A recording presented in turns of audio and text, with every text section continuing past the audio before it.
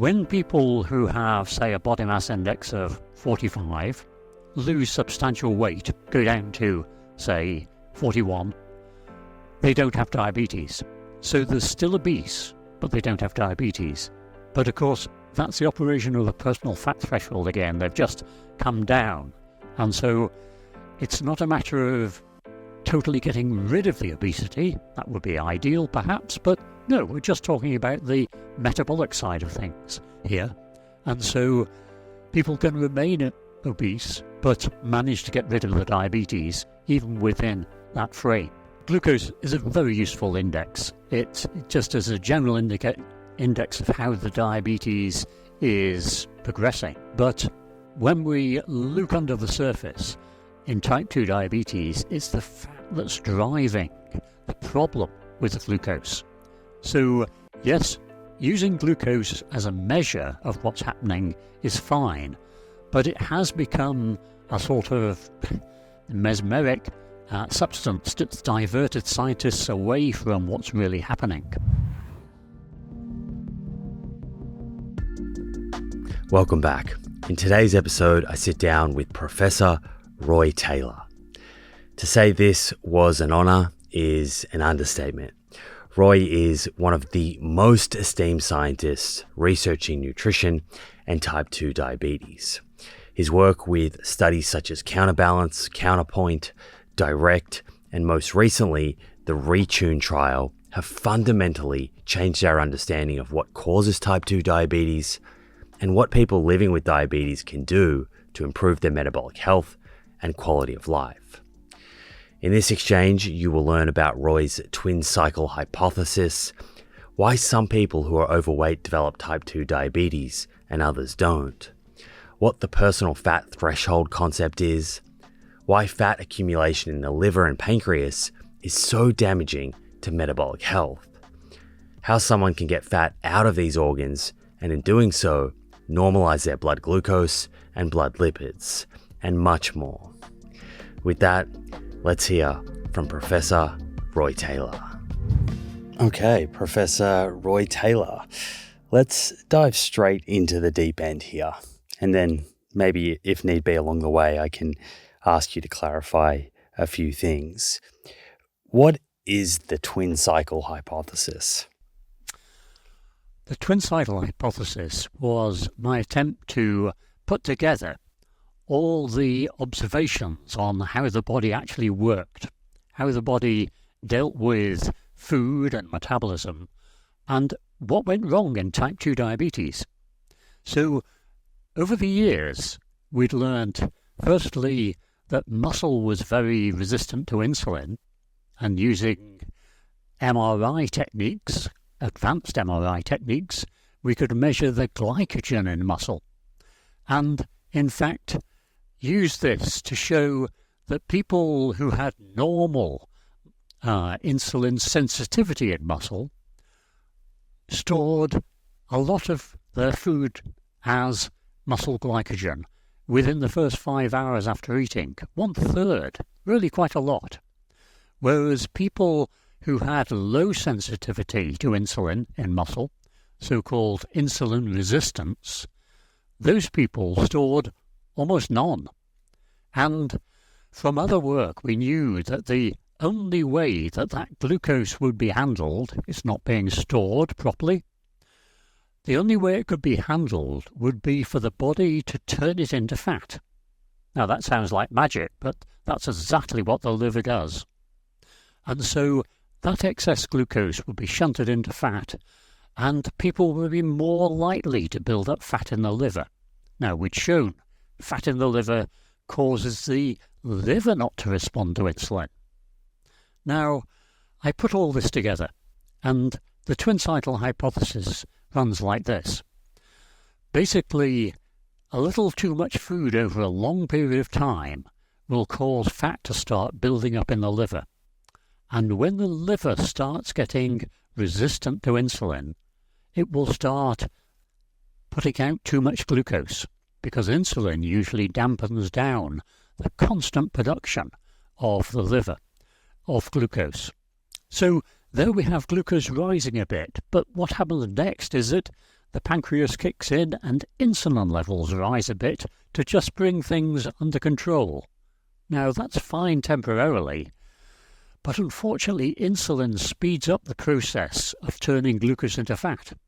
And so we've got a vicious cycle that started running. That will run on, and glucose levels will gradually peg up. But it's not just the glucose that the liver puts out. The liver also puts out fat for the rest of the body. The liver really supplies you with the energy you need to live every day. Overnight, it's the glucose coming out from the body that keeps your brain alive, and the fat coming out from your liver that keeps the rest of the body alive. That's what they use to burn for energy, second by second. It's an astonishing process. But if there's too much fat in the liver, then that one liver cycle will have a knock-on effect because it will leave too much fat in the blood. The liver puts out too much fat. It will be delivered to all tissues. Now, any excess fat would usually be stored under the skin, and metabolically that's safe. It doesn't cause any metabolic damage. However, in the situation of excess and with a relatively full subcutaneous under the skin compartment, then fat's going to build up elsewhere, and that's the problem. And it's when fat starts building up inside the pancreas that really the action starts. So we have a second vicious cycle in the pancreas. The fat stops the insulin-producing cells from working properly. Lo and behold, that means glucose levels are higher after every meal. And lo and behold, that means more glucose is going to be turned into fat. And so we have these twin vicious cycles interacting.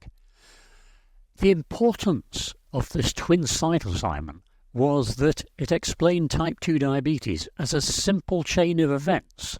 Yes, interacting cycles, but a single cause. Now, that is simple. And what we see in populations is when they're overfed, diabetes erupts. If they're relatively starved, diabetes goes away.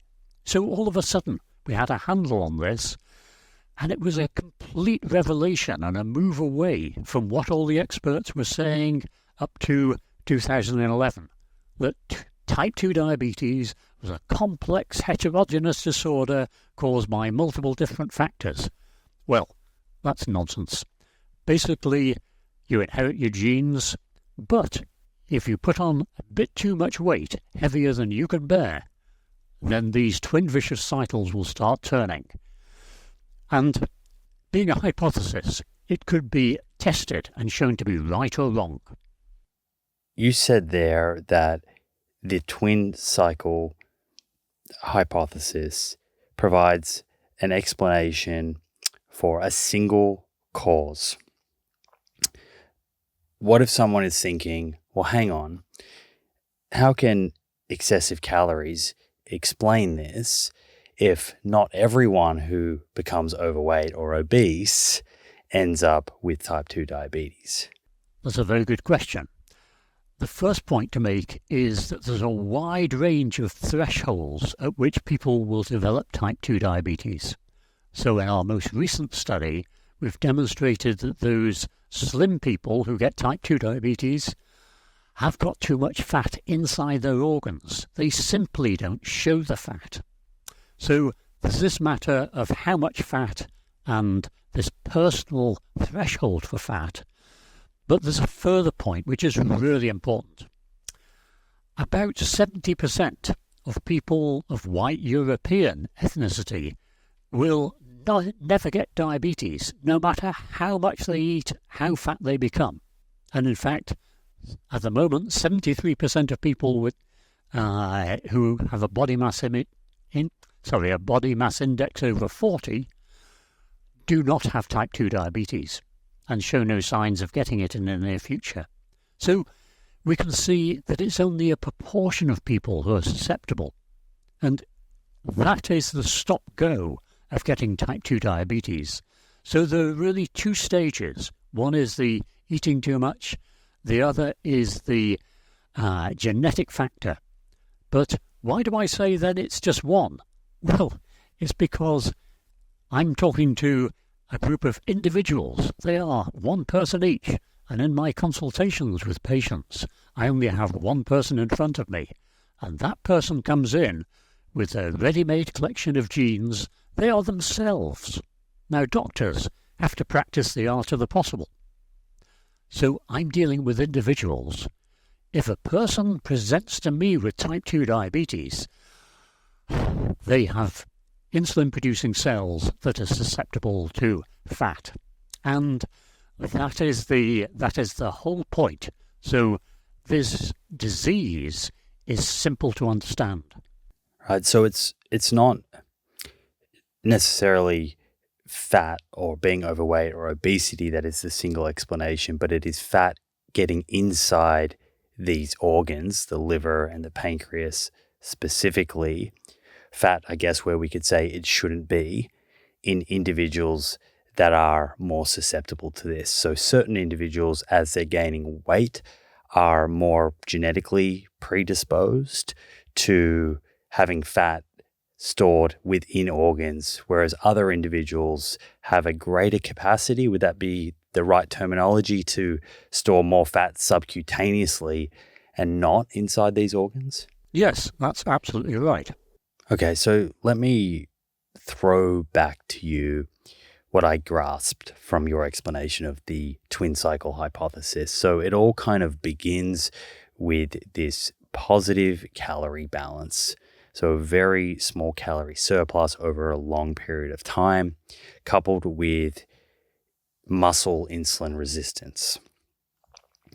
This results in an increase in blood glucose, or that extra glucose. The body has to do something with it. Instead of forming glycogen in muscle tissue, you get an increase in de novo lipogenesis, which is the conversion of glucose to fat within the liver. With the increase in liver fat, you get insulin resistance in the liver. Insulin's job at the liver being to slow down or halt the flux of glucose from the liver into circulation. So with that, you get an increase in blood glucose.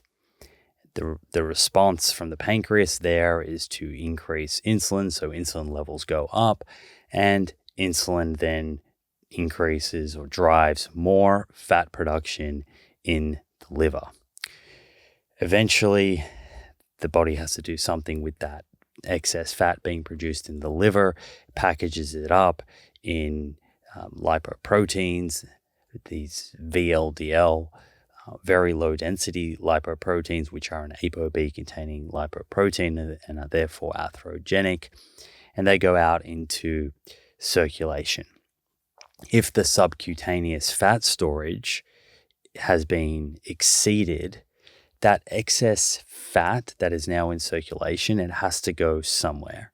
And eventually it can begin to build up in organs, particularly the pancreas, which then can begin to affect the beta cells in the pancreas that produce insulin, such that there is reduced insulin in response to ingesting a carbohydrate-containing meal.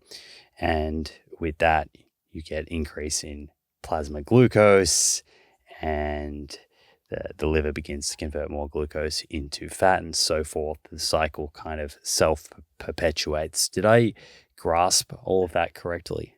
Yes, that's absolutely correct. Okay, so I've done a 7-hour kind of deep dive masterclass on ApoB with Dr. Thomas Dayspring. So we've sort of exhaustively covered why elevated ApoB increases risk for cardiovascular disease. But something that we haven't covered much on this show is why elevated blood glucose is such a problem. What is it about blood glucose going above a certain level that makes it so problematic? Well, glucose will interact with the small blood vessels to directly cause damage. We know that glucose, which is a very soluble compound, just look at how rapidly people can stir it into a cup of tea.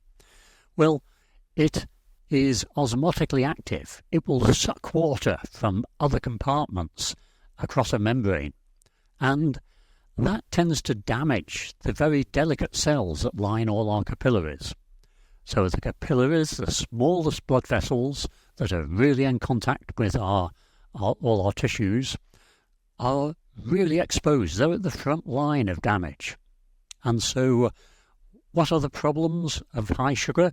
Well, primarily disease where the capillaries are most important, in the eye and in the kidney and in nerves. That's where they're delivering such a crucial job and are most exposed. And that's where the damage first shows.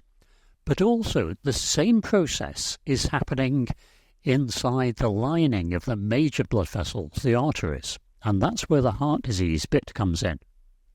So we've got the glucose effect, which is there, but also we've got the fact of the fat.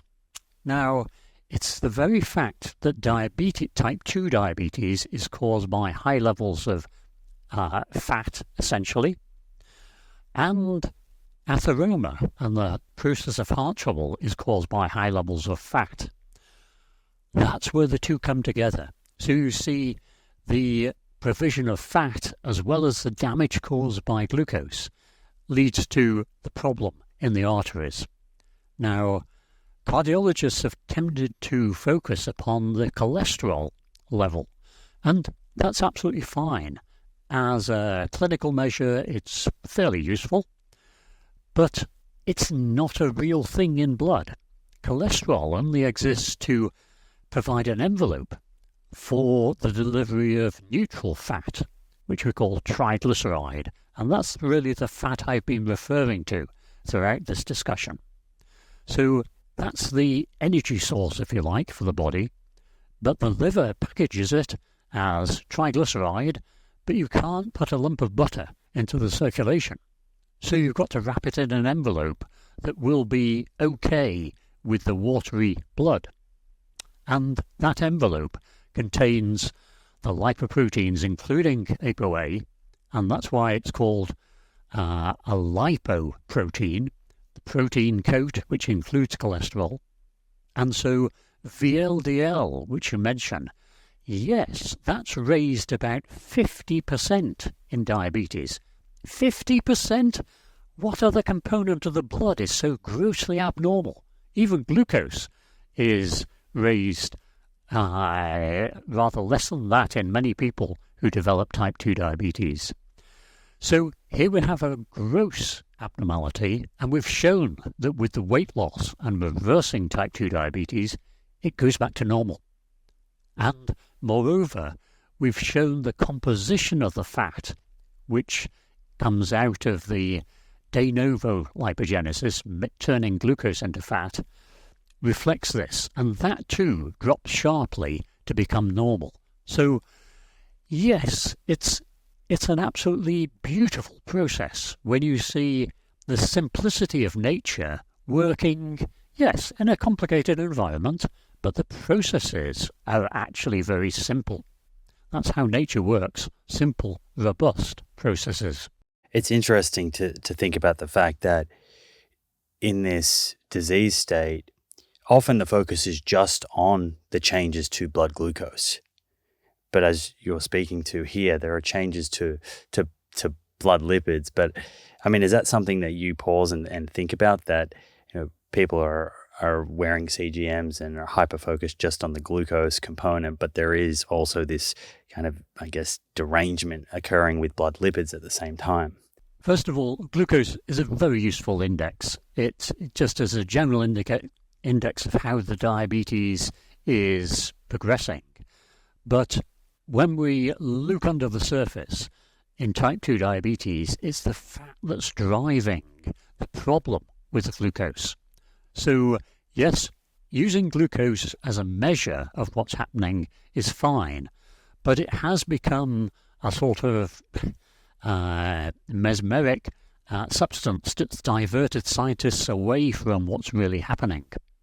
Now, this isn't the first time that this has been suggested. A long time ago, a fabulous American scientist, McGarry wrote a famous paper called "What if Minkowski had been agusic?" Now, Minkowski first reported this matter of the high sugar, but the taste was the thing. He could taste it. And what if he lacked the sense of taste? That's agusia. So what if he hadn't detected the sugar? Well, he might have tumbled to the fat straight away. That was a point McGarry was making. And because it's not been such an easy thing to conceptualize and put together in the way the twin cycle hypothesis puts it together, it's escaped attention over the last few decades. So, yes, this is something that needs to be sorted out. Glucose, a very useful indicator. Fat, the hidden driver. So we come back to the twin cycle hypothesis. At the beginning of it, you mentioned there's a positive calorie balance and there is some pre-existing muscle insulin resistance. So would it be fair to say that the insulin resistance coupled with positive energy balance, that this is ground zero? Does the twin cycle sort of start if you are not insulin resistant in muscle tissue? That's a very good question. And for most people, the answer would be, well, yes, there was pre-existing muscle insulin resistance. But we know there's a wide range of what's casually referred to as insulin resistance. But that's entirely within the range that we see in the background population. And indeed, some people are quite reasonably sensitive to insulin. But of course, we've got an interplay here. We've got the matter of the food excess, and we've got the matter of the insulin resistance. Now, with the insulin resistance, the diabetes will come on earlier. But sooner or later, with food excess, if the person is susceptible, then the diabetes will develop. So you can see it's really a sliding scale of possibility of developing it, and also the matter of time to have this type 2 diabetes pop out and become evident. What's causing that insulin resistance in the muscle tissue, though, in the first place? Is it the positive energy balance itself? Is it the sedentary lifestyles that people are living? The insulin resistance is largely a familial characteristic. It tends to run in families.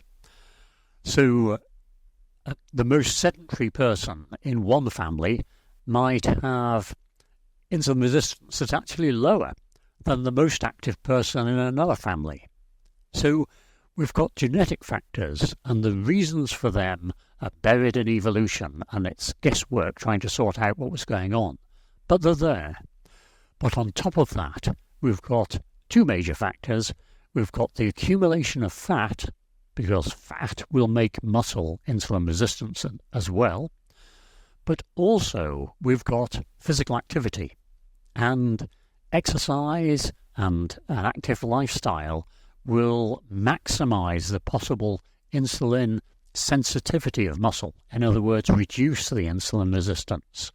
And staying slim will also minimize that.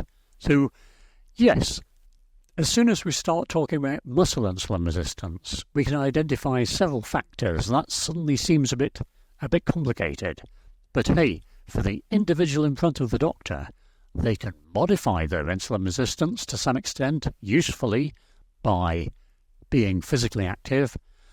But that's not the major stop-go. The major stop-go is the constant food intake and just getting that right.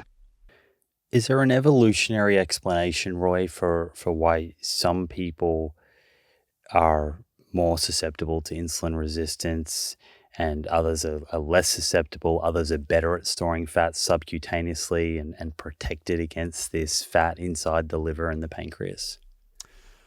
Well, the usual explanation that's offered is so-called the thrifty phenotype. In other words, people who have a body setup that tends to conserve food and take all opportunities to take on board food are the ones who are going to survive periods of famine and food shortage. They will just about have enough to get by on. Other people will have less, be susceptible to infections, for instance, die off before they have children. And so the population becomes enriched with those people who are best suited to survive famine.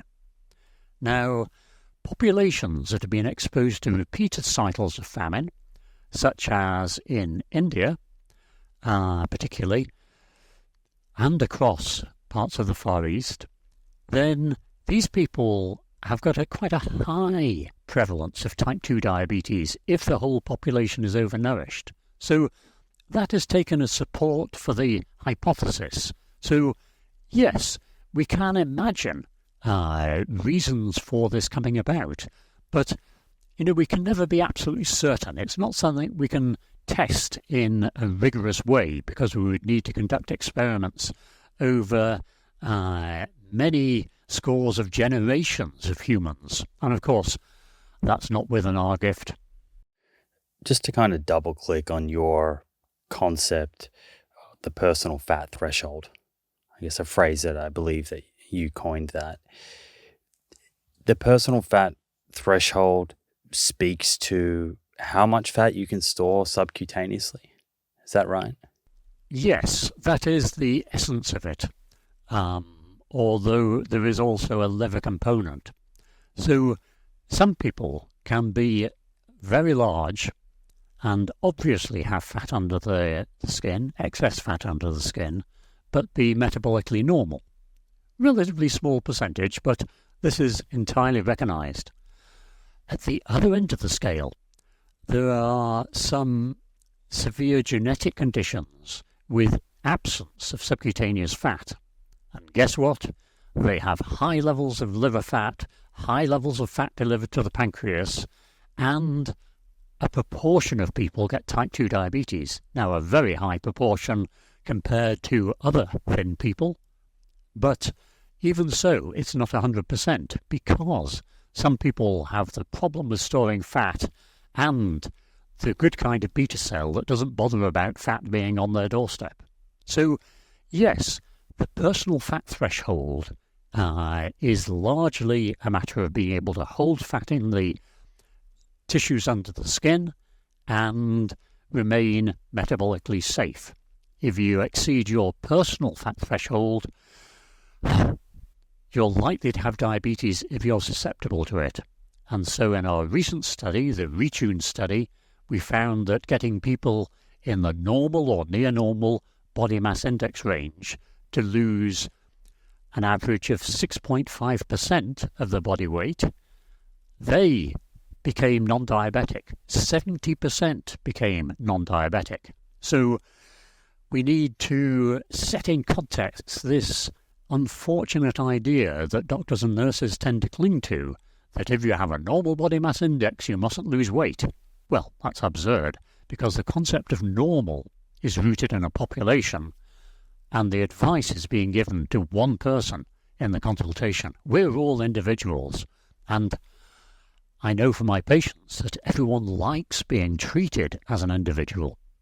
That person there, which I think is about 1 out of 6 people with type 2 diabetes, is that right, who have normal BMI, what you're saying is that despite the normal BMI and from the outside, looking at this person, you may believe that they don't have any weight to lose. That person has exceeded their individual personal fat threshold and has excessive fat in the liver and pancreas to the point where things like fasting blood glucose and their HbA1c are putting them into pre-diabetes or type 2 diabetes kind of territory. That's correct. Okay, and the Retune study that you just did recently, that you just mentioned there, that was, if I have got this right, that was the intent there was to see if type 2 diabetes in people of normal BMI shared the same etiology the same kind of cause as type 2 diabetes in people that were overweight or obese. So within this study, you were able to actually measure that with the reduction of fat in the liver and in the pancreas in these people that have a normal BMI, with that insulin resistance reduced and blood glucose normalized? That's absolutely correct. All the processes that we had shown underlay diabetes in people who were overweight or obese were exactly the same in people who had normal weight. Now, we were able to chase the fat and show that liver fat was high. The VLDL triglyceride that we've mentioned before, that's high. So the minute by minute, second by second delivery of fat to the insulin producing cell, the level of fat in the pancreas is just a marker for that. But that delivery of fat continues, and the relief of that when people lose weight is associated with a recovery of ability to make insulin. So yes, the Retune study looked under the bonnet and saw the mechanisms of diabetes are exactly the same in these slim people as in heavier people, again underlying the fact that type 2 diabetes is a condition of homogeneous etiology, although in heterogeneous individuals.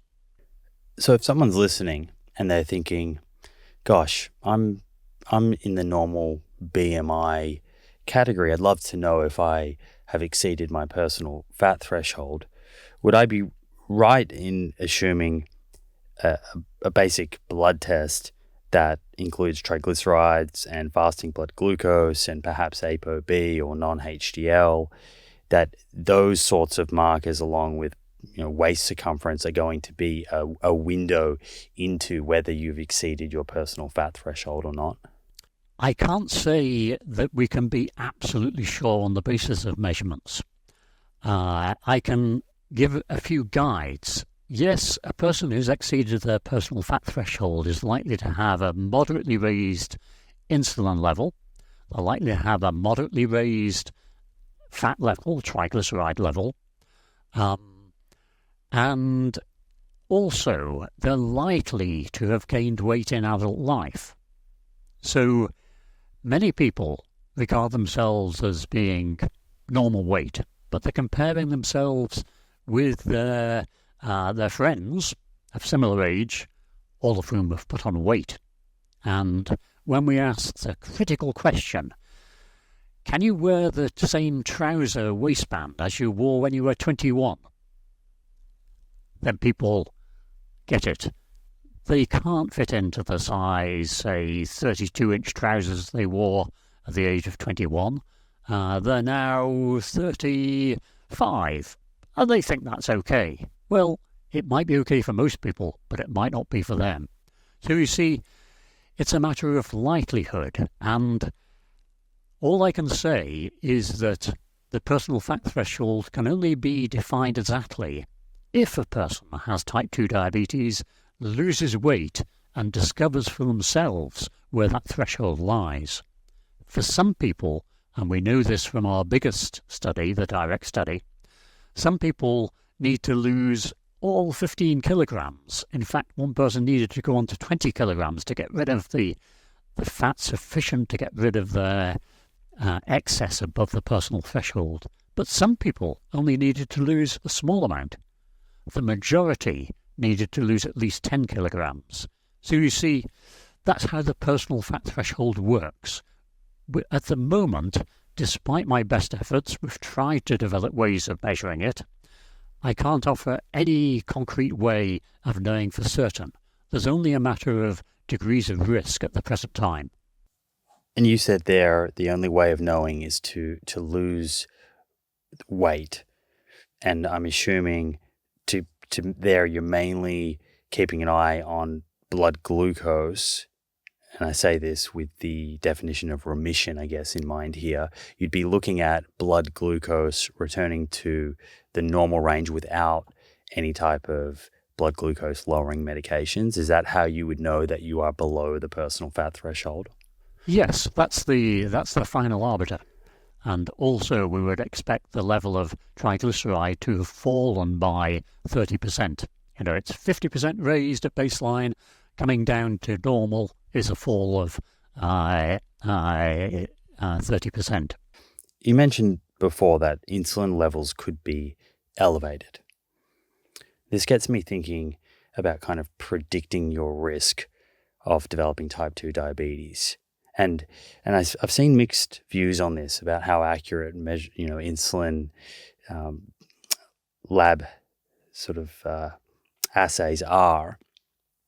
But before we get to the assay itself, what you're speaking to here is that in that early stage where you have this increased fat in the liver, and with that you get increase in blood glucose, and the pancreas responds by producing more insulin. So at a certain stage of this kind of journey from metabolically healthy to type 2 diabetes, you might have normal blood glucose levels, but have elevated insulin because the pancreas is kind of trying to compensate and producing a lot of insulin, but you are able to keep blood glucose in a kind of quote unquote healthy range. Is that a kind of early predictor, an early kind of alarm bell, so to speak, that you're on your way to type 2 diabetes, that your pancreas and those beta cells are kind of fighting for their life and you're just hanging in there at that moment? Unfortunately, the range of normal levels of insulin is such that it's very difficult to do a single test and say, that's raised. So the usual quoted normal range for plasma insulin first thing in the morning is 2 to 11 millimole per liter, millunits per liter. But that gives it all away. If a person who usually runs at 2 millimole per liter, 2 milliunits per liter has risen considerably up to, say, 5 or 7, they don't stand out at all. It's only those people in the upper range who would move themselves outside the so-called normal range. So it's not precise, unfortunately. And precision is a matter of being certain that the outcome of a test indicates what you think it might indicate. So the precision for a fasting insulin is quite low, and there are one or two other factors. Transporting insulin to the lab is a problem. If it's left in contact with the blood cells, especially the white blood cells, then the levels will go down steadily because the enzymes in the white blood cells will tend to be breaking it down. And so it needs to be separated early, it needs to be chilled. It's a difficult measure to make. There is one other substance that is measured alongside insulin often, and that is thrown out at the same time as every molecule of insulin. This bit of, if you like, garbage that helps in the manufacture is thrown out, and that's called C-peptide. And it's actually quite a useful measure of insulin secretion. Now, in blood samples, it is relatively unstable, and again, you need to handle the sample carefully. But in fact, in urine samples, it is quite stable. And although it hasn't entered any sort of routine use at the present time, the overnight C-peptide level in urine is a reasonable guide to the amount of insulin that's actually being produced. And that could well be a simple test of the future. But, I'm speculating here and looking forward to indicate what might be possible. And that really underscores the fact that, no, don't rely on blood tests at the present time other than glucose and triglyceride to detect the earliest risk of type 2 diabetes.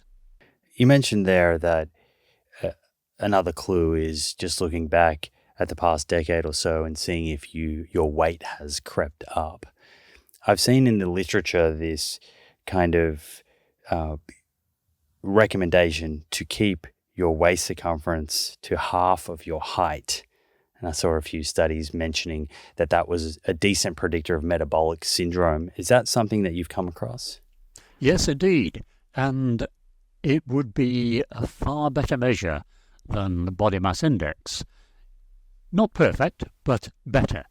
And indeed, it's one thing that I have in mind to do where I have some spare time to go back over the data from our studies and look at the weight-height ratio and see how it just pans out, how it is as a risk factor, how it is. Obviously, it's a good measure of the weight loss, naturally, because you've got weight over height. But as a risk factor, yes, it is actually a step forward. And if only we could move away from relying upon BMI and imagining these fixed thresholds. You're obese if your BMI is over 30. Well, no, it doesn't work like that because of different body types. And so these amazing individuals who are playing in the Rugby World Cup at the present time, they're not obese, but many of them have BMIs over 30. They're just heavily built guys with, of course, the additional training. If we're thinking a little bit more here about preventing type 2 diabetes and someone kind of wanting to know what their metabolic health status, above and beyond triglycerides, looking at your fasting glucose, your HbA1c, making sure that all those things are in the normal range, waist circumference to height ratio, which we just spoke about, is there any extra predictive power or rationale for DEXA scans, for example, that often have a visceral fat kind of measurement, or liver ultrasound, or using continuous glucose monitors? What do you think about these sorts of things for the general public or someone who's listening and just wants to understand, a picture or get a kind of look into their current metabolic health? I think I would advise such a person that the way to a happier life is to stop worrying about it, but to ensure that the weight is approximately what it was in early adult life, or if they were actually too heavy then, to bring it down a bit. Now, one measure we haven't talked about so far is the percentage body fat. That is something which, again, has a moderately wide range. Men, you'd find, having a total percentage of the body as fat would be between about 9 and about 20%. In women, it's higher, of course. That's just how biology is set up. And it goes from the low 20s up to, say, 32. So if you're above that normal range, well, you really ought to be considering shedding some weight, because that's a measure, a direct measure of the fat, and this is something which is easily done with these fat monitors that you can find in gyms or even in chemist shops. So, yes, percentage body fat is an indicator, but really just adopting this ethos. We need to maintain our early adult weight. Weight gain in adult life is 100% fat. So that really would be my main message. And embarking upon tests that have a low precision has got a huge problem, and that is inducing worry. So I wouldn't advise people to seek out tests unless there's a high prior probability of issues. For instance, if people in your family have type 2 diabetes, that changes the relative benefit and the precision of all these tests and pushes it up. It's a funny phenomenon that we call prior predictability. And so, yes, if there's reason to believe that you may be at risk of type 2 diabetes, then embarking upon tests, especially a simple fasting glucose test, is a very reasonable action. Otherwise, you open the floodgates of worry, leading to need for more tests, more investigations, and not necessarily improving your total happiness in life. Right. No, I think that's very sound advice. And even if you have that family history, I guess it's still important to be using tests or getting tests that have been shown to be useful and predictive, and so that you can actually make meaningful decisions with the data that you get, versus some of the things that you might come across online that seem very cutting edge but haven't necessarily been put under the scientific method. And with that, it may be that we don't know what to do with that data, and that's where that anxiety and stress can creep in, because you've got a result that we really don't know what it means. That's absolutely correct. And you've taken the words out of my mouth, because we're just going on to say that there are various offers online of doing marvelous tests and divining things that are just wonderful and tell you about your personal metabolic state and your personalized nutrition. And basically, they're not reliable. They're just completely money-making scams, unfortunately. Often they're mixed in with good points. And so, yes, many of them would advocate weight loss. Not all of them point to sensible ways of losing weight. But there is a problem if an offer is dressed up in scientific terms, saying we do continuous monitoring and find out what sort of person you are, and then we advise you what to do. Well, that's hooey. And basically, throughout human history, there have always been charlatans, and the present age is no exception. It's just that the effect has been magnified by the availability of information over the web. So how do you feel about continuous glucose monitors? I think I can guess, but there probably is some listeners who are thinking, surely that can't be a bad thing, Roy. I eat a meal, I have this continuous glucose monitor on my arm, I can see how my body responds to that meal. Is blood glucose elevated, or I guess quote unquote spike is the term that's often used by many of these companies and in sort of lay speak online. Is there any utility to a continuous glucose monitor in a person that does not have prediabetes or type 2 diabetes as a way of determining if they're developing fat in the liver and in the pancreas, and perhaps on their way to developing type 2 diabetes? First of all, the continuous glucose monitors are fabulous devices for people with diabetes. They, especially with type 1 diabetes, those people who need to take insulin, they're a complete revolution. And so this is an enormously exciting field. But coming back to your specific question, we don't yet have the information upon how precise the application of continuous glucose monitoring can be. It has the advantage that you can see whether first thing in the morning your average glucose is always absolutely unremarkable. You can see whether your average after meals, say after your evening meal, when you've been eating 3 meals a day, hopefully no snacks in between, well, 2 hours after your meal, how high is the glucose? Well, you can easily take an average of that. It's possible that may give a clue. It would certainly show up if a person was heading for prediabetes. Sorry, it was developing in the stage of prediabetes. But we do not have the information about how precise it is. How many times would it give the wrong answer? And that is the information that we don't yet have. This will come with time, so it will be possible to answer your question.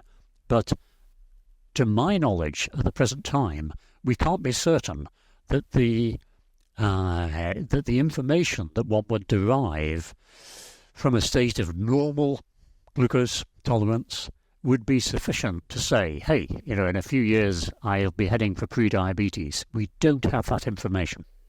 Okay, so for now, in order to know if we're above or below our personal fat threshold, we're thinking about whether we've had weight gain in our adulthood, looking at the waist circumference to height ratio, we're looking at our fasting blood glucose, which you can get on a standard blood test. We're looking at triglycerides, HbA1c, these kind of established biomarkers. And percentage body fat. And percentage body fat. And you mentioned there males sort of are in the ballpark of 9 to 20% and women from low 20s to 32%.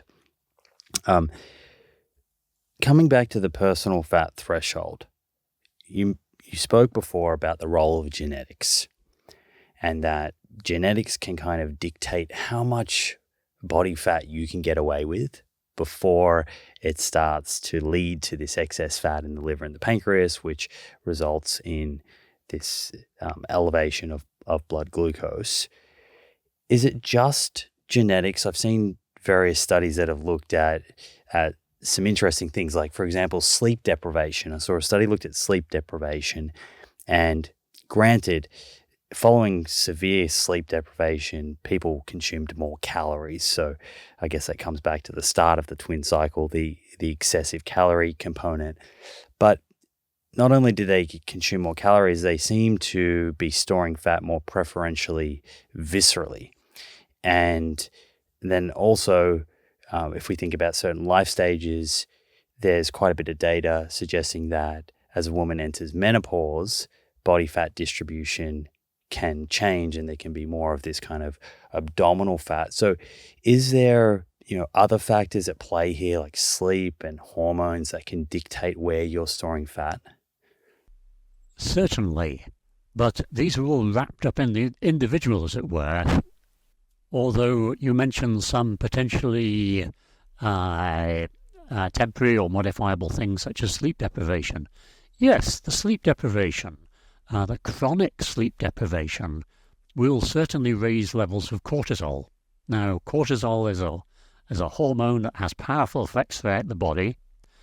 In clinical disease caused by excess cortisol, fat is stored centrally.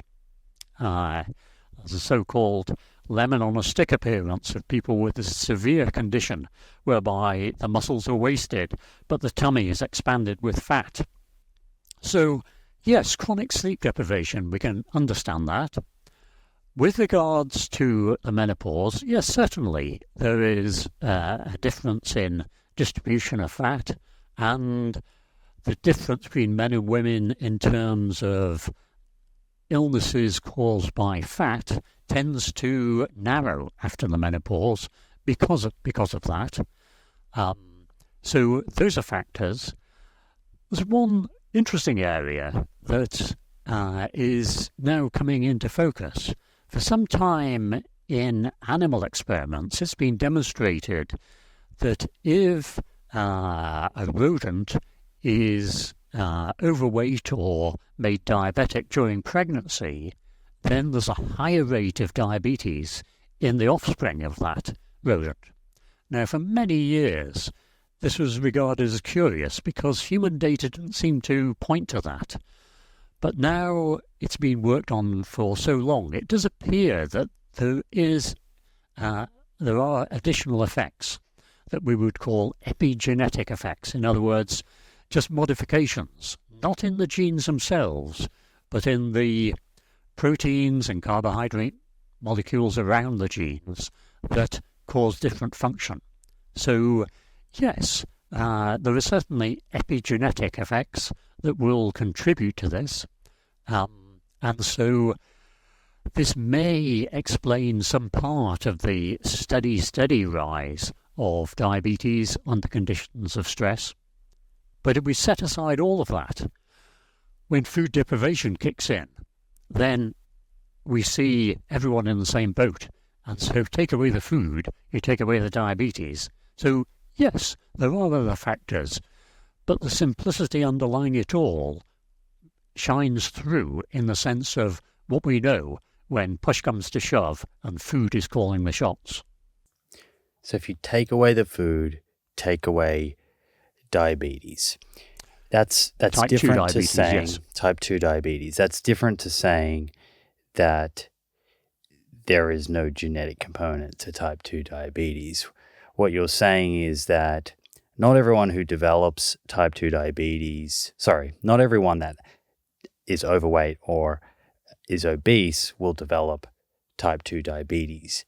But most people, 5 out of 6, who have type 2 diabetes, if they were not overweight or obese, they would not have type 2 diabetes. Would that be accurate?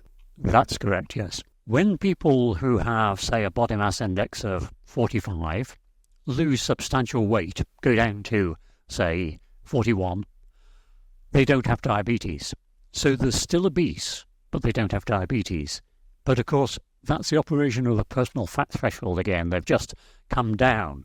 And so it's not a matter of totally getting rid of the obesity. That would be ideal, perhaps. But no, we're just talking about the metabolic side of things here. And so people can remain obese, but manage to get rid of the diabetes, even within that frame. Quick one, folks. I get asked all the time about buying supplements and getting blood tests. The good news is I've created comprehensive and completely free guides for both. Simply head over to my website, theproof.com, to download them. That's theproof.com. Okay, let's get back to the episode. And coming back to the direct trial, which you mentioned before, which I guess is one of the more prominent trials of yours that's tested the twin cycle hypothesis.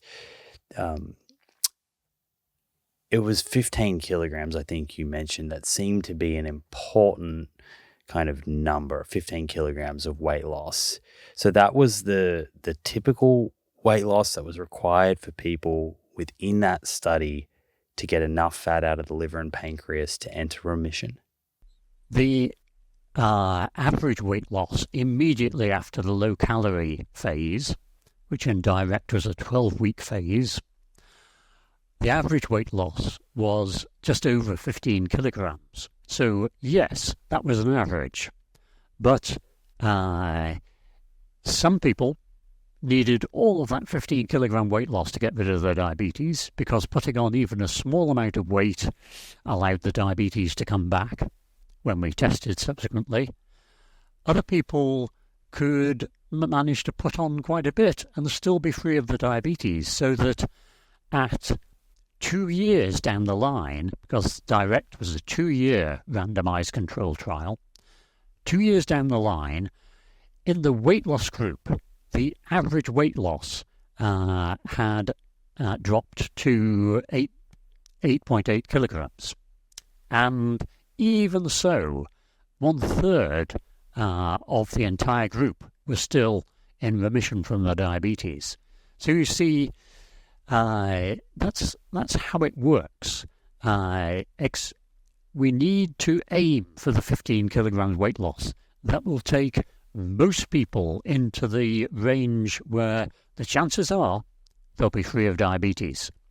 That has the important effect of demonstrating to everyone concerned the possibilities. So if at, say, 15 kilograms a person is in remission, but then life kicks in and they're distracted with other problems and the weight increases by, say, 3 kilograms, they're going into 12 kilograms. If they're still free of diabetes, well, life goes on, but the chances are that they will just continue to put on a bit of weight, especially if they discover they can put on weight without getting their diabetes back. Suddenly, say at 10.5 kilograms, the doctor says, well, I'm sorry, you've got your diabetes back again. What do you want to do about it? Are you going to lose more weight again? Or I can give you these drugs? Well, you see, the target of 15 kilograms is fairly secure and a good target for most people. And it's also a wake-up call along the lines of get real. You know, how much extra fat do you think you're carrying around?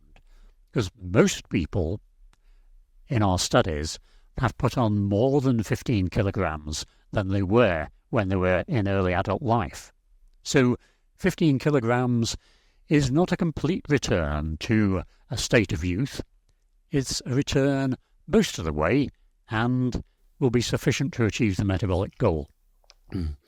So in DIRECT, you mentioned there was a 12-week low-calorie dietary intervention. Average weight loss was 15 kilograms. So was that average weight loss, Roy, from the 12-week low-calorie intervention? And perhaps you can explain to someone what that kind of looked like if they haven't heard that being explained before. Or was that 15 kilograms achieved through the 2 years by doing this sort of low-calorie cycle multiple times? No, and this is one of the really important points of our work, that to lose weight, it's much easier to do it in a short, distinct period of time. You've got a short, focused period of time. You can plan when to start it, avoiding birthdays and wedding anniversaries maybe, and you know that, okay, you're going to have to give up certain things, perhaps avoid some parties during that time. So the defined nature of this low-calorie period is quite important. Also, the original reason why I designed this approach to weight loss, to test the counterpoint, to test in the counterpoint study, this twin cycle hypothesis, the original reason was that the old literature pointed out that what they called very low-calorie diets, and they were very low, were not associated with hunger. Now, that was a fascinating detail that has stuck in my mind from the old literature, and so that was one of the reasons I went for it. And indeed, we find that people are very hungry over the first 36 hours, but you just got to tough it out. If you feel too hungry, drink a pint of water. Have a list of things in advance to do, fixing that door on the cupboard, or going out and sorting out whatever in the garden.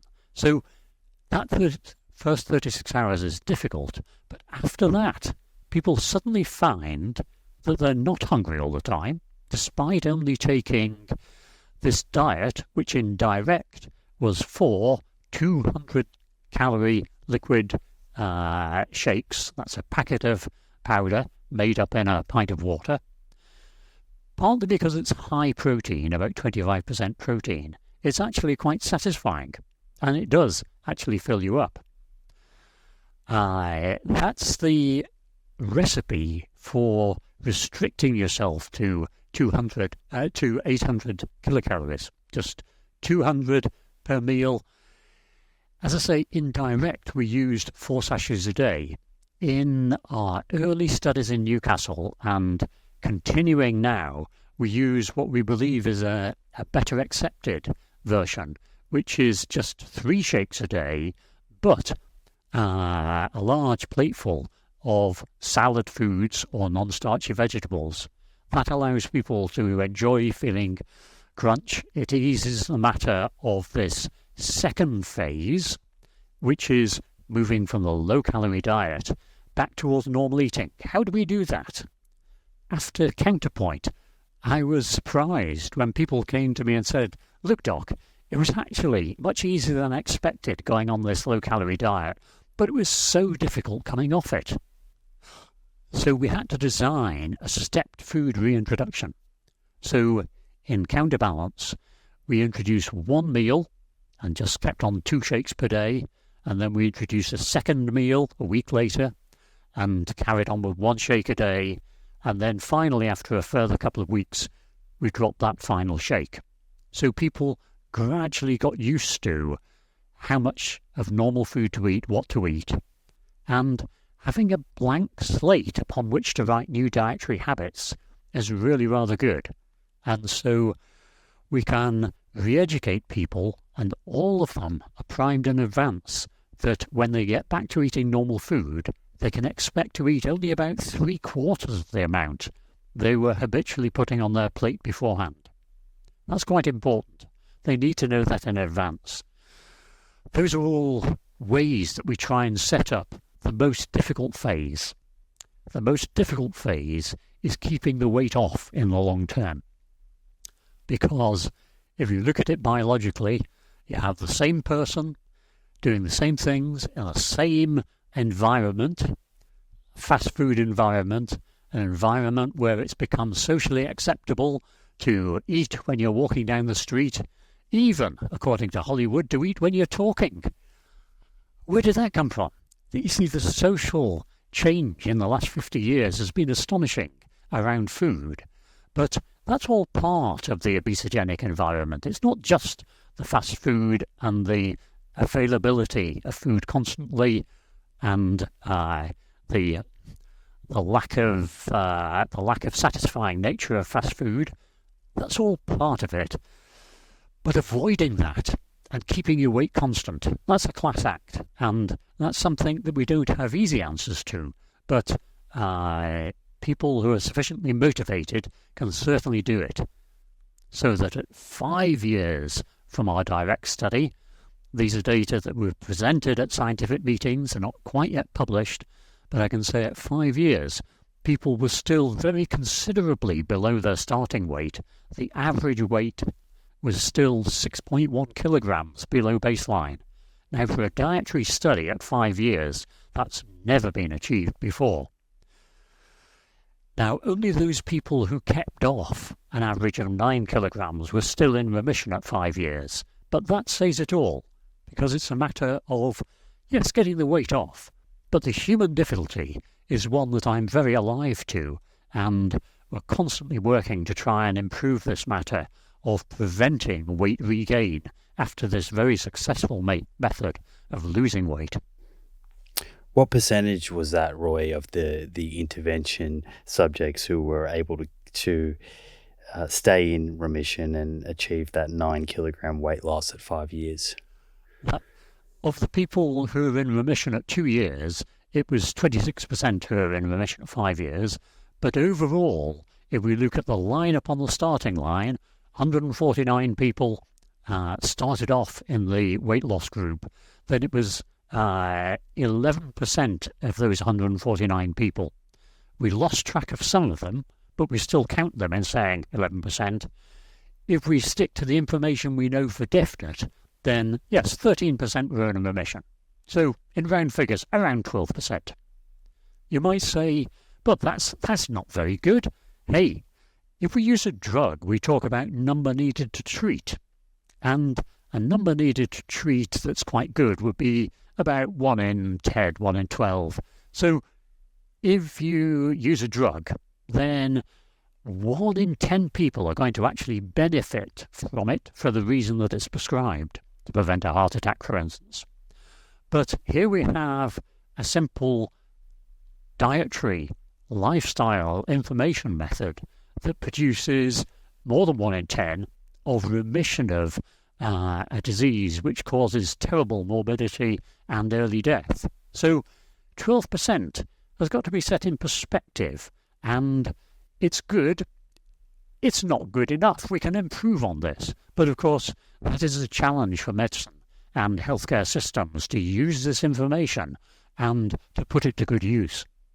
Yeah, and that 11% or 13% is also not considering the potential benefits that people would have had who did enter remission, who are perhaps not in remission, but surely there is some benefit to improved blood lipids and improved blood glucose for a period of years when you're considering your overall risk of cardiovascular disease, for example. Yes, I'm pleased you asked me about that, because this is one of the most dramatic findings. Again, as yet unpublished. I hope it'll be published in a few weeks' time, but it has been made public at scientific meetings. If we take that 149 people on the starting line for direct in the weight loss group, 149 in the control group, the risk of any serious illness was halved in those people that undertook the weight loss. So merely starting off on the weight loss, even though some people dropped out quite early, small number, but they did, the overall adverse event rate was half. Now, what was driving that? Well, there were a few less strokes. The numbers weren't large enough to show a difference in heart attacks. We had very few of those. But the main difference was in infections of all kinds, including leading to serious foot infections, and in new cancers. Now, in the people in the weight loss group, the number of cancers that they developed in 5 years was 1. And that was in someone who dropped out early and probably didn't lose weight. The number in the control group that were treated according to conventional best practice was 8. Now, these numbers are small, but hey, a ratio of 8 to 1 of new cancers that we know are related to overweight and obesity, that is a fabulous outcome of the direct study. So, yes, health benefits of weight loss are very considerable. And could I just make a jump forward to knock on the head a silly idea that's been around for a long time? Yo-yo dieting is bad for your health.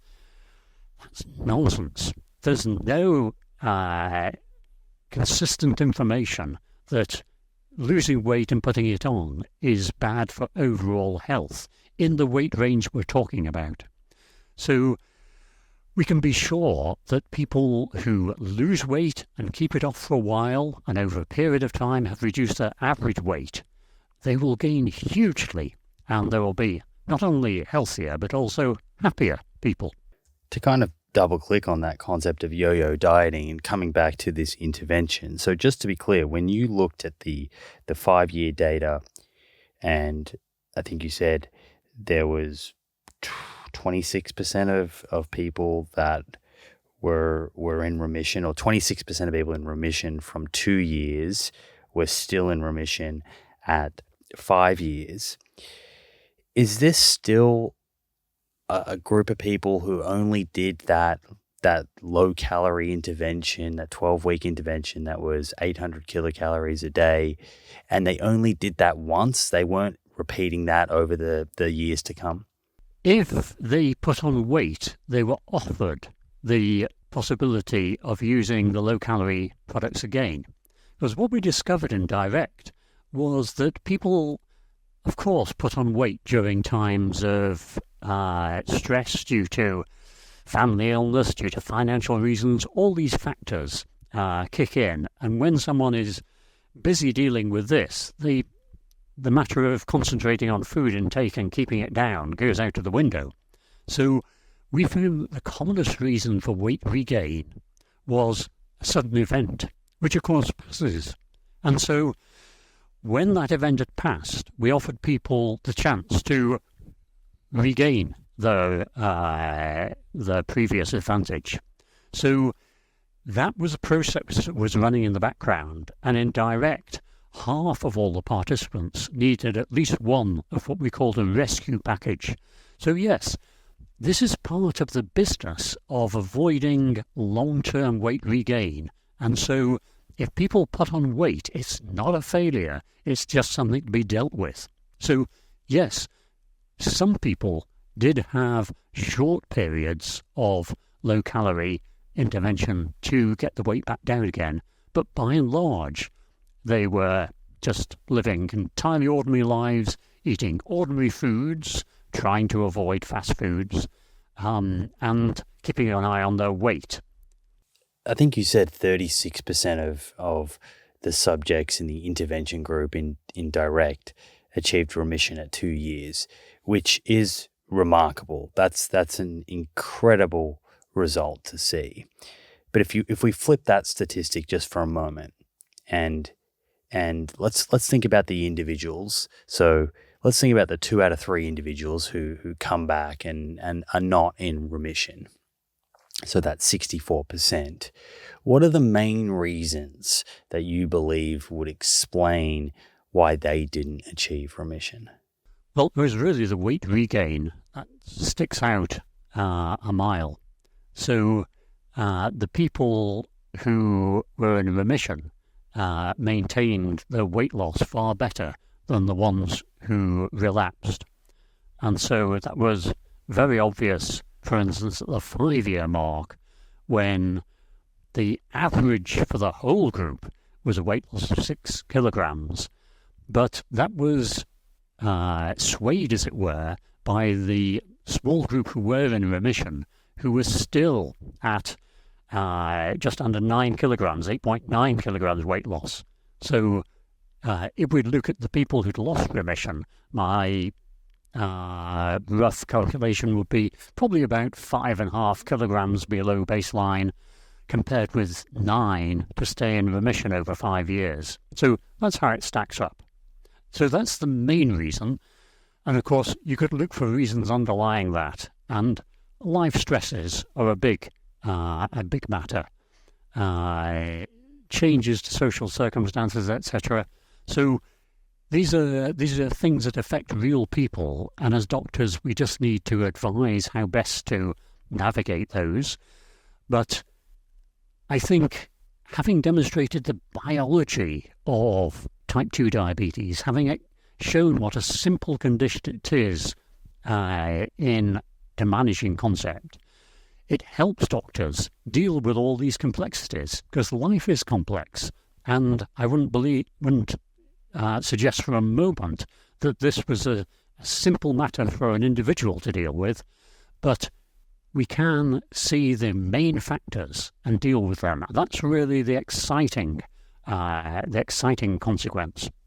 How important is how long someone has had type 2 diabetes?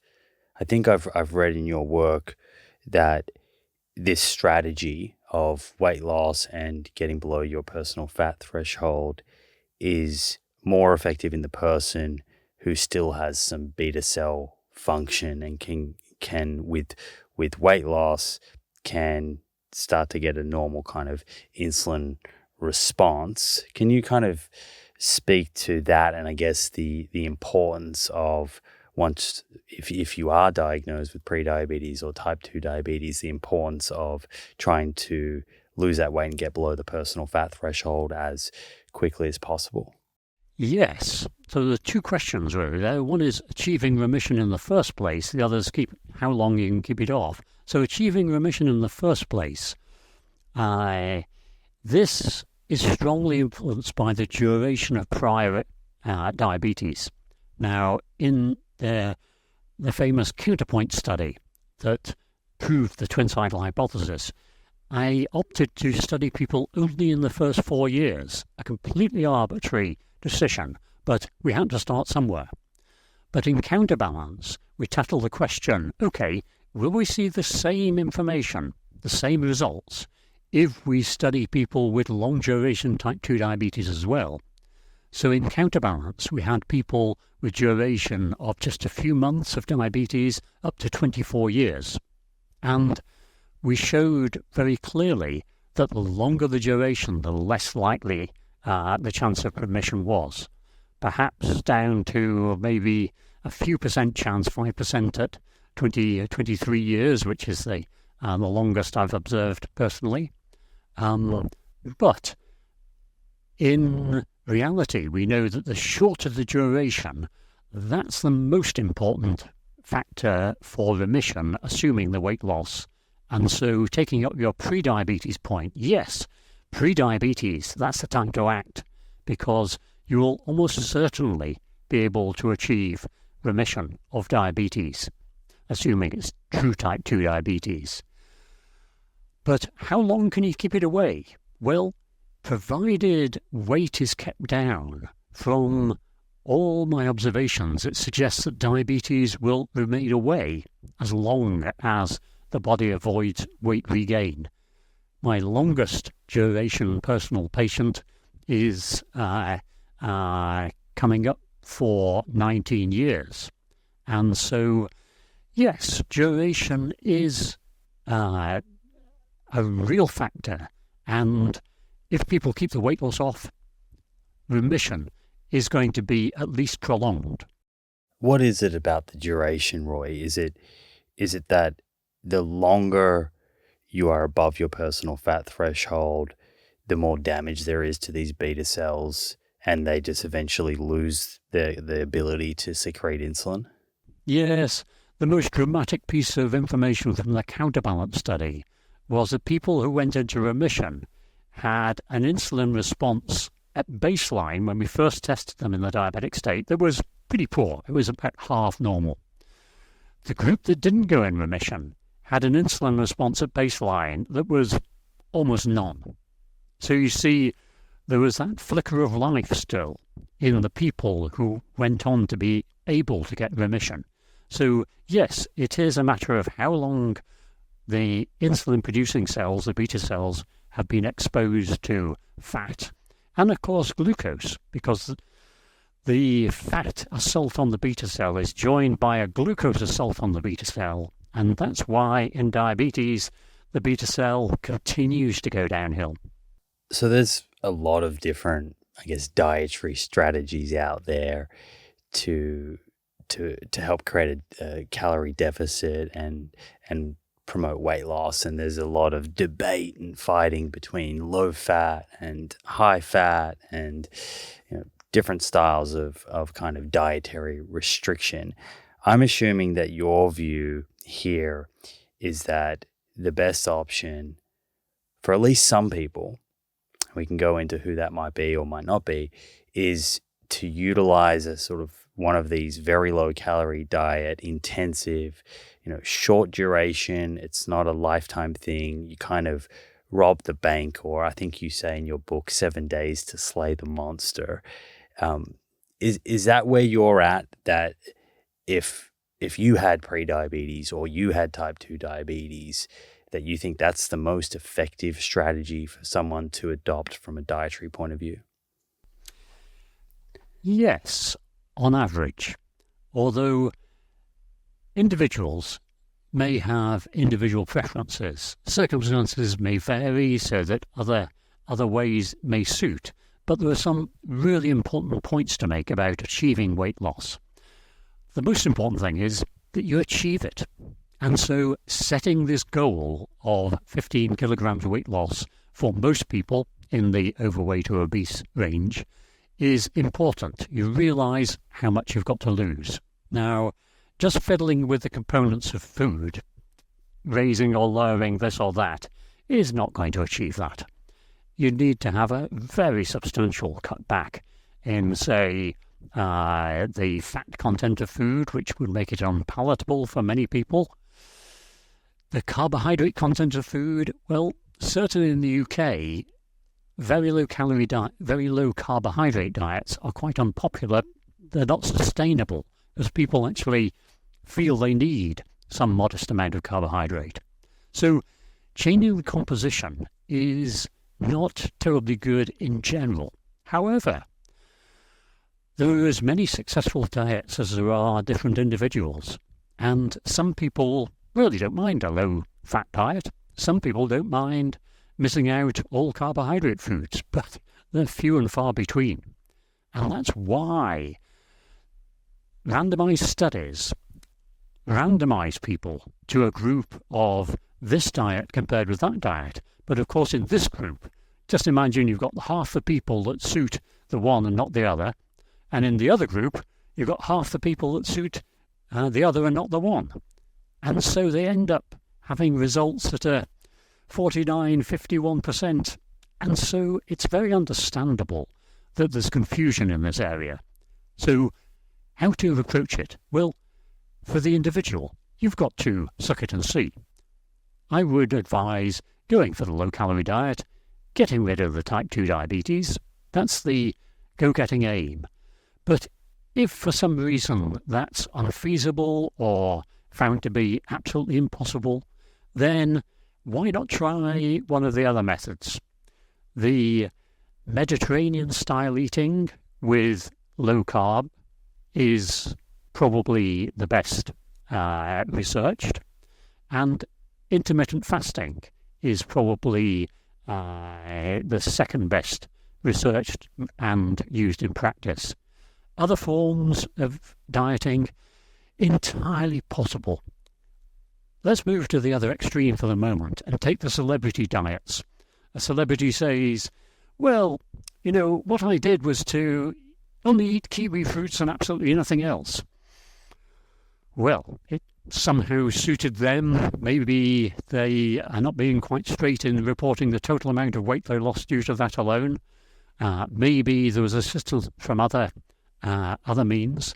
So any diet can work if it suits the individual. And we have to mention at this point, there are other ways of losing weight. In extremis, if people have tried all the methods and they find their appetite drive still produces failure, well, there's bariatric surgery, which is very successful, although does have a higher complication rate than surgeons admit to. And then we've got the new magic drugs. Well, no drug is magic. These come along with side effects and have got to be used carefully and properly.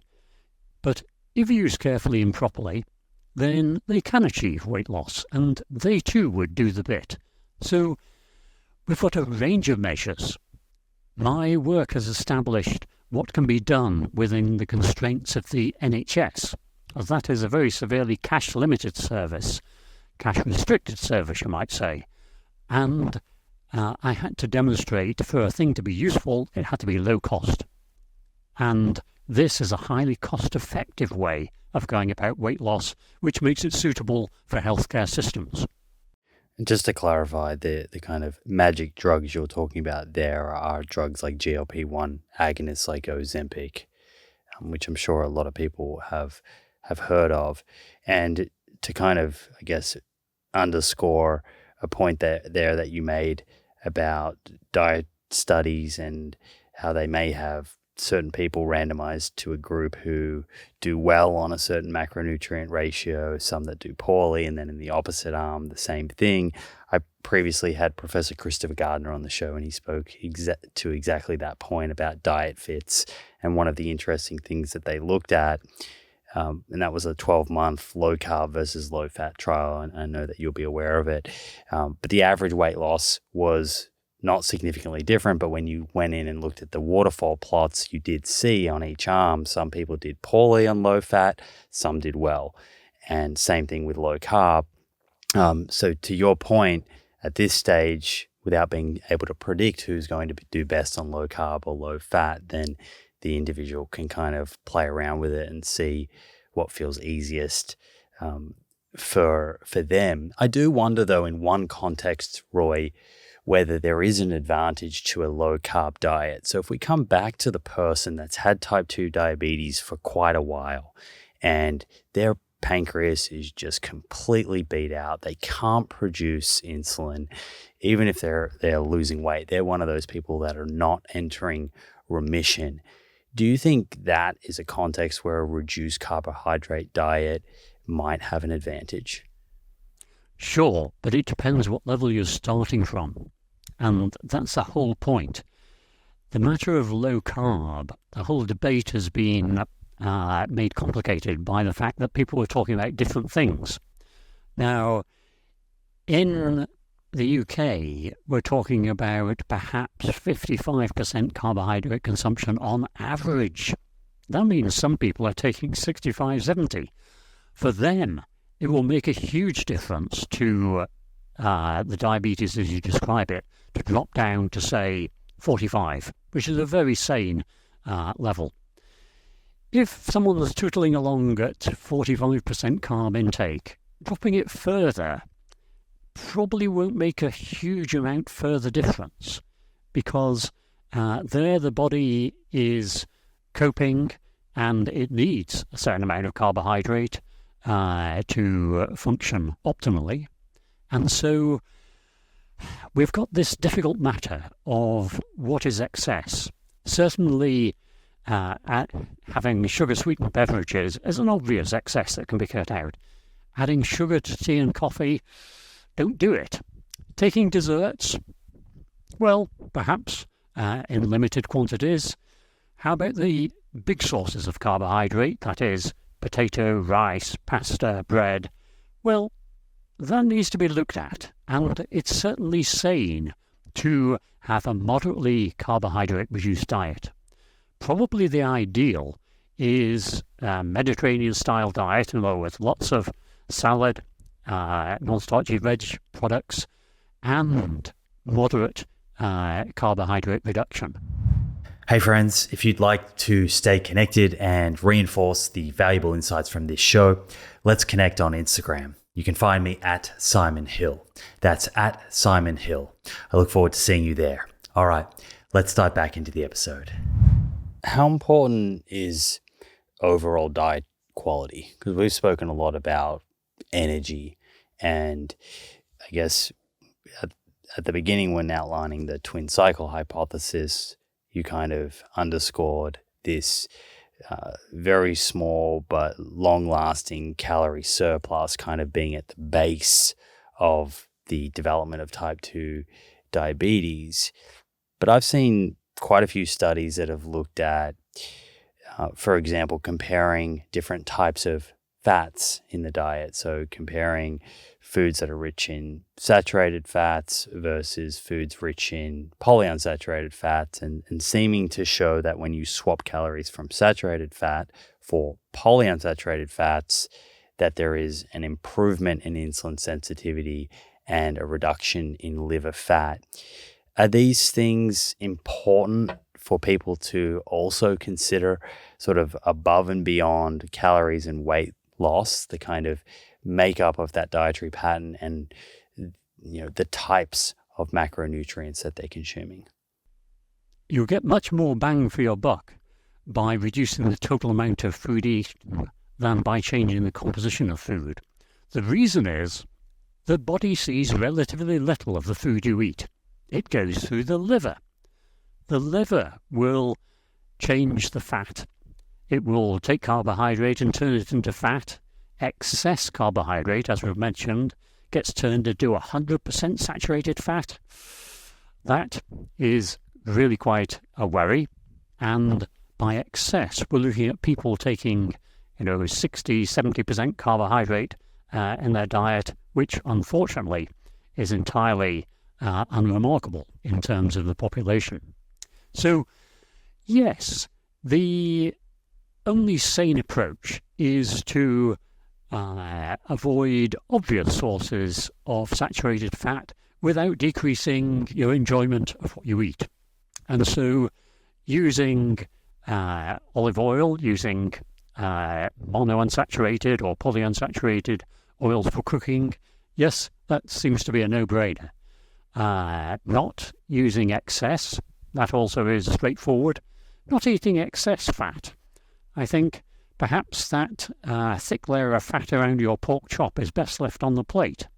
So there are certain obvious steps that you can do to achieve moderation, that word that's so often used but rarely defined, in this dietary composition. So yes, dietary composition matters, but if you were to ask me, what's the number one consideration, what's the number one characteristic of a healthy diet? It's to take in the amount of energy that your body needs from day to day and not to have excess year on year. So avoiding energy toxicity, really.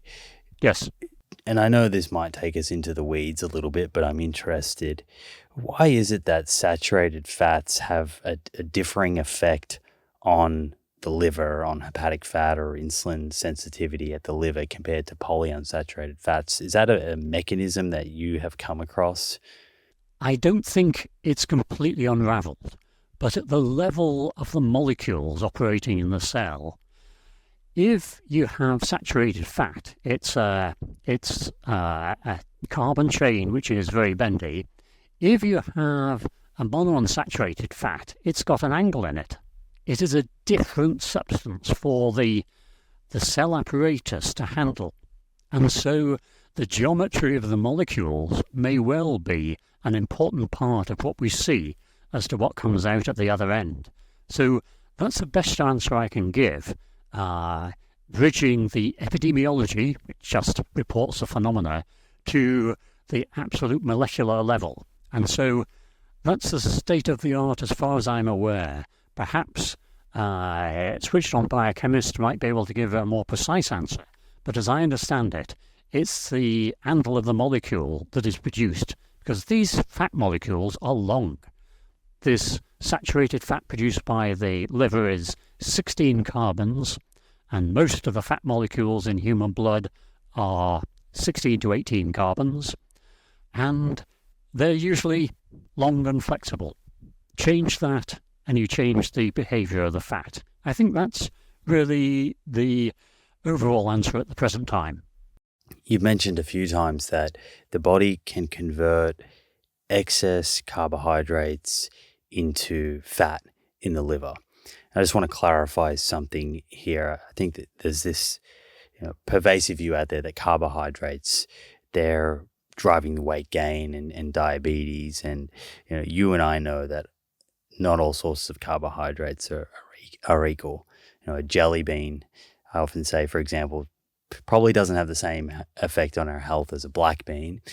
But what would you say to someone who's been led to believe that all carbohydrates are bad, and because blood sugar is elevated in people with type 2 diabetes, carbohydrates must be the cause of type 2 diabetes? Well, I point them to the simple way that the body works and allowed them to wake up this morning. Because they only woke up this morning because their brain was supplied with glucose second by second throughout the night. Now, where did that come from? Well, it came from the blood. But hang on, there's a funny business here, because the blood glucose level didn't drop overnight, it was constant. Yes, so where's it coming from? It's coming from the liver. The liver puts out enormous amounts of glucose.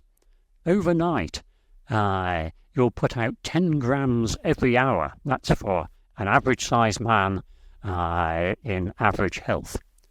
But in diabetes, you're putting out about 15 grams an hour. So it's not to do with the food. You're looking at metabolism determining the blood glucose level. Certainly the food eaten won't help. And so avoiding excess carbohydrate is absolutely a sensible move. Trying to go to very low levels of carbohydrate, well, if that's the only way a person can lose weight and therefore change the internal workings of their body, then, yeah, you could do that. But going from moderate carbohydrate downwards doesn't make much difference to the liver, which is busy functioning away, setting the blood glucose level. The third macronutrient is protein, and you mentioned before that your low-calorie meal replacements, they were high protein. I've come across some interesting data recently that, to my understanding, sort of suggested that certain amino acids may trigger insulin release in people with type 2 diabetes whose beta cells kind of no longer respond well to glucose. And what I've read is that the kind of nutrient sensing pathways may be different. So there can be this dysfunctional glucose response, but the protein response within the pancreas is kind of preserved. What do you think about that and this idea of maybe using protein perhaps at the beginning of a meal to kind of trigger the release of insulin and perhaps better handle a meal with carbohydrates? Well, we did actually report that could be used to limit the biggest rise in blood glucose in people with type 2 diabetes, which happens after breakfast. So taking a high-protein snack, we used soya beans and yogurt, as I recall, to achieve this, 2 hours before a standard breakfast, resulted in half the rise in blood glucose levels. Now, all that work came out of investigating what's called the second meal effect. If you look at the blood glucose rise after lunch, it's much smaller than the blood glucose rise after breakfast, even if you eat the same foods at the same meal time in the same quantities. And I was busy investigating that because I thought that it was a matter of the protein load, and we use protein not to try and stimulate the beta cell, but to suppress the levels of fat production, because it would cause a very slight increase in insulin, but that would suppress fat, and I thought that would make the body more insulin sensitive, and indeed it does. So the bottom line is, what you say has got some degree of truth in it, but when we come to looking at studies of trying to eat steak to minimize the effects of diabetes, that don't quite work all the way through. So I can't say that having a high protein diet would make a significant difference over and above the factors that we've mentioned. In your interventions, there didn't seem to be a focus on exercise. And I guess given the importance of skeletal muscle in glucose homeostasis, I wondered if you'd ever considered the inevitable kind of muscle loss that comes with losing a significant amount of body weight, particularly if you're not doing resistance training concurrently. Sure.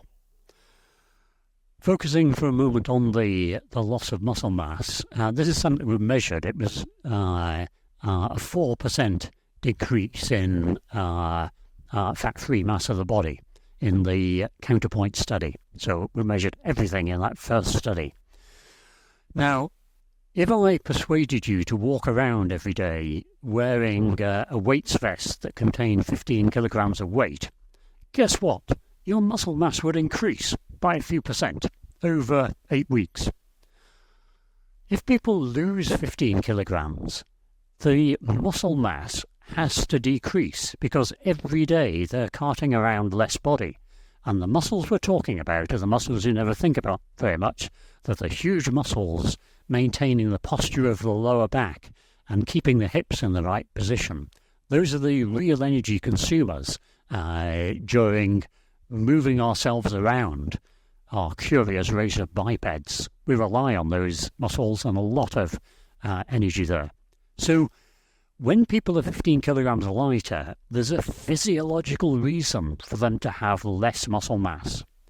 This has been completely misinterpreted as, oh dear, the weight loss causes loss of useful muscle.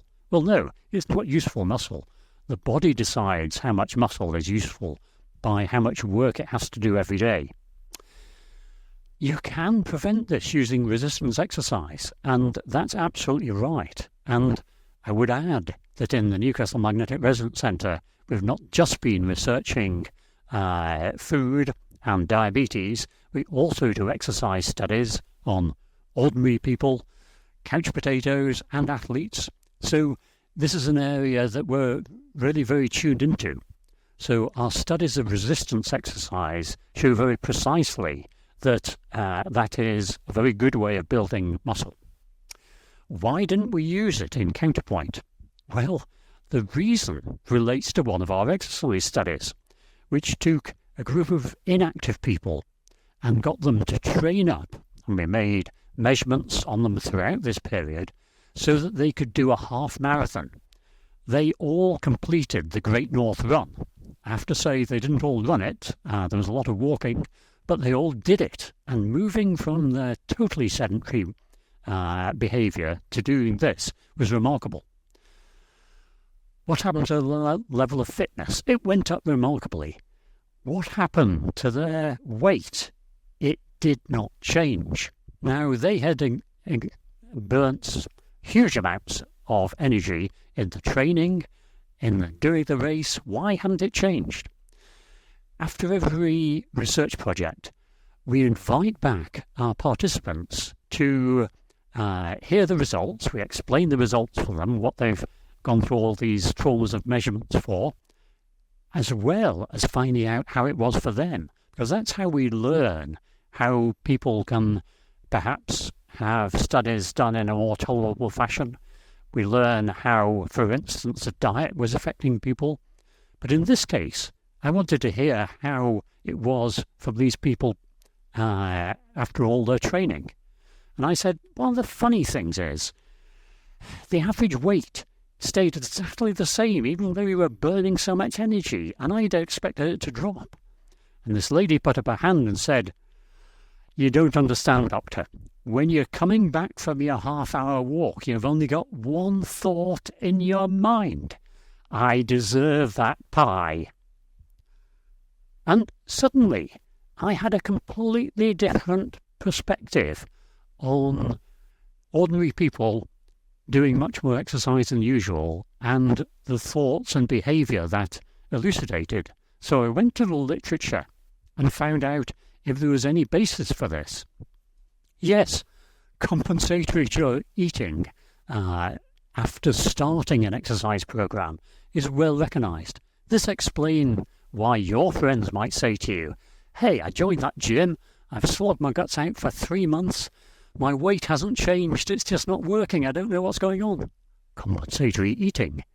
And so this is why we asked people not to undertake additional exercise during the counterpoint study, and that's gone all the way through. And so in the NHS National Remission Programme, people are not asked to undertake more exercise during the weight loss phase.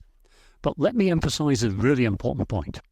During the weight maintenance phase, we actively encourage people to increase what they do. If people want to make their neck a bit broader because they might have lost weight there, well, they can do upper body weights. That's very popular with men. So the exercise message is not that you mustn't do it, it's that we must separate in time the matter of weight loss from increased physical activity. That's a very important practical point, and it's one that is so often missed out by exercise enthusiasts who are quite rightly enthusiastic about exercise. But these young trainers think that everybody would respond to exercise as they do as a habitual activity and not actually look at literature and realise that people who haven't done it before will increase what they eat when they start an exercise program. There's a lot in that. I guess one of the things that my head keeps going back to is the etiology of type 2 diabetes and the insulin resistance in muscle tissue. And I appreciate that you said there that there wasn't a lot of muscle mass lost during the weight loss intervention. But just to kind of maybe push back a tiny bit, I'm not sure if the average person in the general public with poor metabolic health has a lot of muscle mass in the first place at baseline. So, they're probably already under muscled. And I guess my point here is not to question what you're saying about appetite. I hear that. I wonder if over the 2-year and 5 years, even if it's outside of the weight loss intervention, I wonder if people have very specific resistance training in place that there might be a higher rate of remission by improving someone's ability to kind of manage blood glucose by having this greater glucose sink, so to speak. Yes, absolutely. I'm completely on board with that. And indeed, exercise and specifically walking was actively encouraged, was mentioned at every follow-up visit. But there's a further aspect we haven't touched on, and this is illustrated by what happened when we measured the effect of this exercise advice. So we used accelerometers, accurate triaxial accelerometers fitted on the upper arm, to measure physical activity during the whole of the direct randomized trial. And what we found was our well-meaning advice to increase more was met with reports of doing more exercise. The objective measurement from the accelerometer showed absolutely no change. Now, you might be very disappointed in that, and you think, well, maybe they weren't terribly good at giving the advice. But in fact, the further factor I mentioned was that people who develop type 2 diabetes tend to do less physical activity than the rest of the population. They tend to like activity less.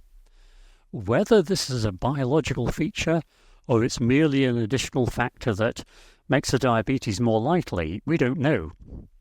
But yes, I agree entirely with the point you made, but it has to be set in perspective. And with regard to these people who don't have enormous amounts of muscle, well, in fact, large people have very large muscles. And the muscle that a person has reflects their everyday activity. It's whatever they need to do what they do. And these people need less to move around in exactly the same way as it did before. You might say the final arbiter is, well, how did they feel? The quality of life improved in direct, and that remains so, in fact, throughout the 5 years of the study. So the biggest barrier to curbing type 2 diabetes and getting more people into remission would seemingly be adherence to dietary restriction. And you've mentioned a few times that losing weight and keeping it off, it's a hard business, particularly in the environment that we're in now, this obesogenic environment that in many ways is kind of set up for people to fail. So if we zoom right out here, Roy, what needs to be addressed at a society level to help more people stay below their personal fat threshold and really squeeze type 2 diabetes out of our communities? We need a rational approach to the matter of food provision. Now, this question becomes political because inevitably this involves legislation. We don't bring about societal change without legislation by and large. So the smoking business would not have happened were it not to be outlawed in indoor communal places. That actually produces a sea change. The matter of wearing seatbelts, we knew that it saved lives, but it was hardly done until the seatbelt law was introduced. Same with motorbike helmets. Dramatic reduction in mortality, but no one notices that their motorcycling brother or son is not killed. They were wearing a helmet, and so it passes under the radar.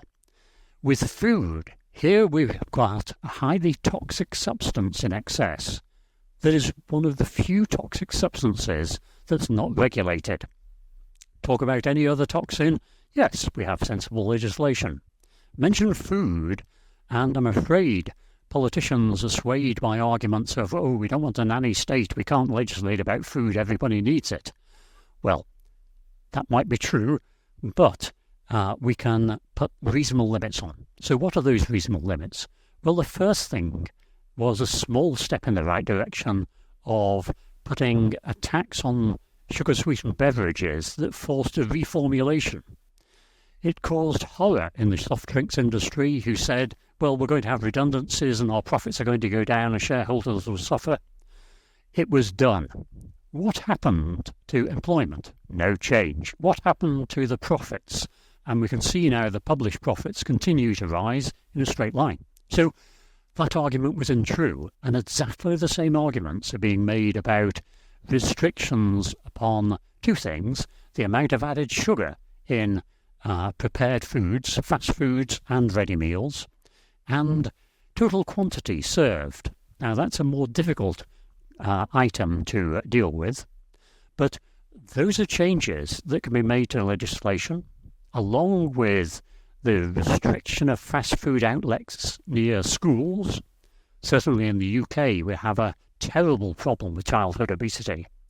So there are sensible moves that can be made, but it requires the general population to be demanding of politicians so that we get above this silly party political business and arguments about nanny states to actually achieve a safe environment for our children and for the future of mankind.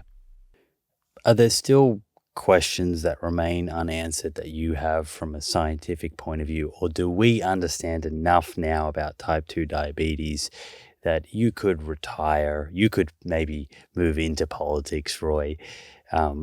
It's not a case of not knowing enough. It's just a case of not doing what we know.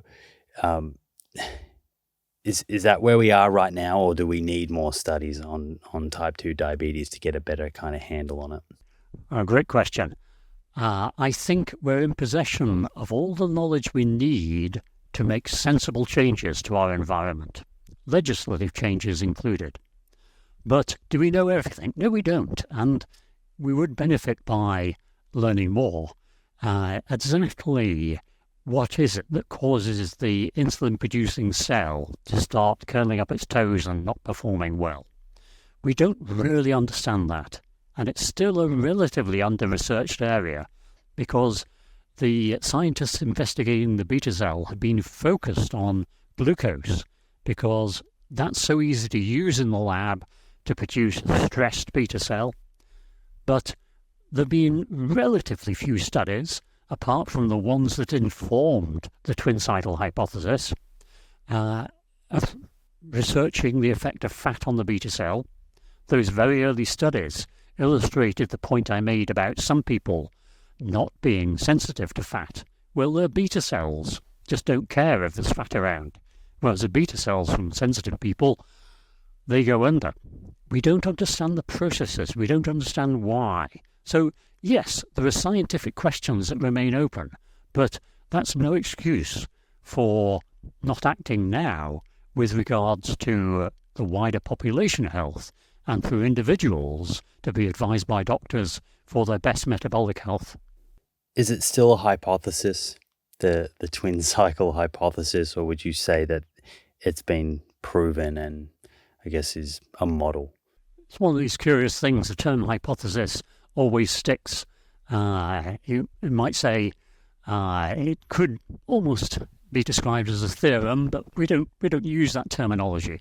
So it's a hypothesis that's been proven. Now, we know from Newtonian mechanics and Einstein's revelations and then revelations about subatomic particles that proven hypotheses can be adjusted into the future. But hey, each of them is largely right. And so, yes, the major advances we've made will remain true. So, yes, the twin cycle hypothesis, I think, will remain TCH. The personal fat threshold will remain PFT. These are hypotheses. The second one is more of a concept. The terminology is quaint, perhaps, but at least it illustrates progress. Well, Roy, this has been incredible. Your work is offering a lot of hope to a lot of people. I think you've answered a lot of questions that no doubt many of the listeners have. And I have a quote here from one of your reviews. It's actually the opening kind of couple of sentences. Type 2 diabetes was once thought to be irreversible and progressive, but a series of clinical studies over the past 12 years, most of which, if not all, have been your studies, have clarified the mechanisms that cause the disease. We now know that processes that cause type 2 diabetes can be returned to normal functioning by restriction of food energy to achieve weight loss of around 15 kilograms. So I just wanted to emphasize, how grateful we are for all of the work that you're doing and have done and everything that you've unearthed about type 2 diabetes. It really does offer a lot of hope for a lot of people. Thank you so much for joining us today, and hopefully we can connect again at some point in the future and perhaps continue the conversation in a part 2. Thank you for the opportunity of communicating this exciting science. There you have it, friends. I hope you enjoyed this episode. If you did and want to stay up to date with future episodes, be sure to hit that subscribe button on YouTube and follow on Apple or Spotify. Finally, thank you for showing up and the effort that you're making to take control of your health. I look forward to hanging out with you again in the next episode.